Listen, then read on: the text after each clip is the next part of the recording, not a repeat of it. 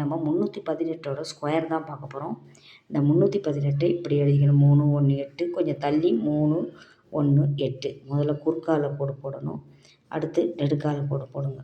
போட்டுட்டு இந்த மூலையை ஜாயின் பண்ணுங்கள்.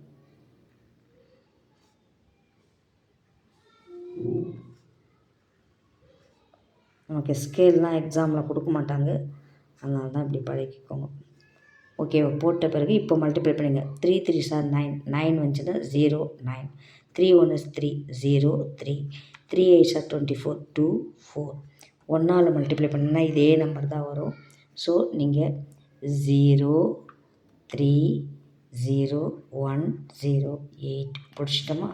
அடுத்து 8ஆல் 8 3 சார் 24 2 4, 8 1 is 8 0 8, 8 8 சார் 64 6 4.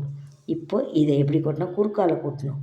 ஸோ 4 8 6 14, 14 8 22 2, மீதி 2 6 7 11, மீதி 1 3 6 9 11, மீதி 1 9 1 10. ஸோ இதான் அதோட ஸ்கொயர் ரூட். Thank you children.